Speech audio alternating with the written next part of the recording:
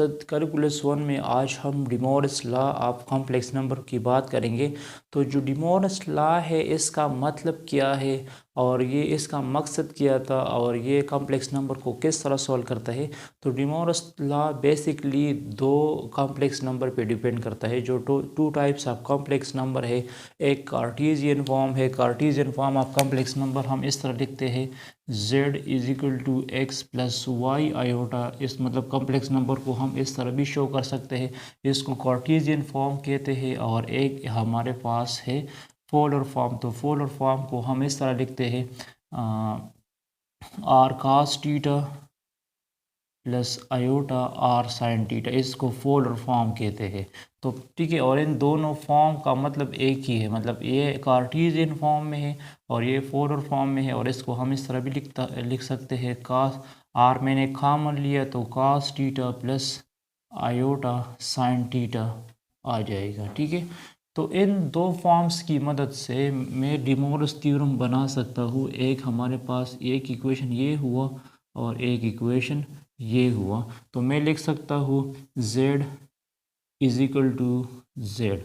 तो z is equal to z लिया तो एक z की वैल्यू हमारे पास है x प्लस वाई आयोटा और एक z की वैल्यू हमारे पास है r cos theta plus iota sine theta हमारे पास ये है। ठीक है, अब मतलब ये कार्टेशियन फॉर्म है, ये पोलर फॉर्म है। तो अगर इस कार्टेशियन फॉर्म का मैं इधर पावर n लगा दूँ, यहाँ मैंने पावर n लगा दिया, तो फिर इस साइड से भी मैं पावर n लगा सकता हूँ। यहाँ मैंने पावर n लिया, n 1 हो सकता है, 10 हो सकता है, 100 हो सकता है, कोई भी पावर हो सकता है।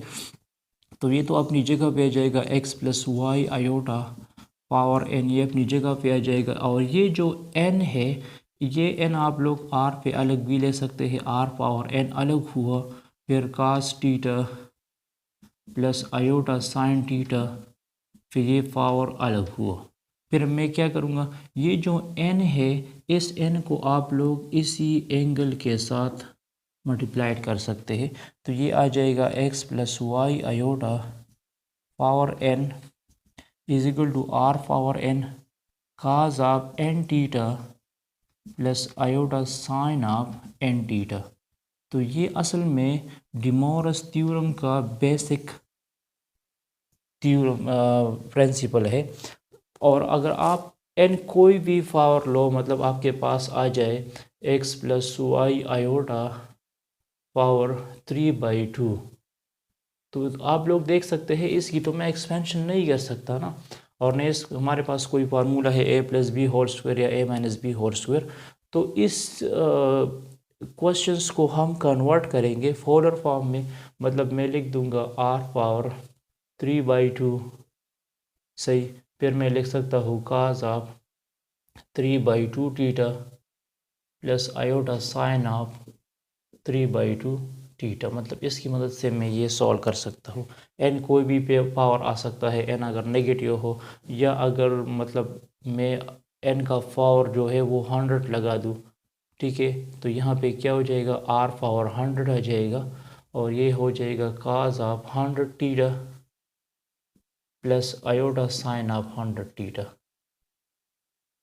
ठीक है, तो हमें क्वेश्चंस गिवन होगा एक्स वाई फॉर्म में, हमें क्वेश्चंस गिवन होगा कार्टेशियन फॉर्म में, और उसको हम कन्वर्ट करेंगे पोलर फॉर्म में। पोलर फॉर्म में हम किस तरह कन्वर्ट करेंगे, पोलर फॉर्म के लिए मुझे दो वैल्यूज़ चाहिए, एक मुझे आर चाहिए। तो आर आप लोग किस तरह फाइंड करोगे, आर आप लोग फाइंड करोगे x square plus y square under root, ये आर का फार्मूला है।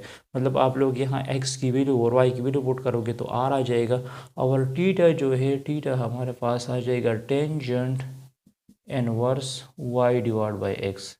तो फिर जब आप लोग आर और थीटा फाइंड करोगे तो फिर यहाँ पे आर थीटा और एन की वैल्यूज पुट करोगे तो ये सॉल्व हो जाएगा। अच्छा, thanks for watching this video. इसके बाद इस पे हम प्रॉब्लम्स करेंगे, इस पे हम क्वेश्चंस सॉल्व करेंगे। Stay touch with us.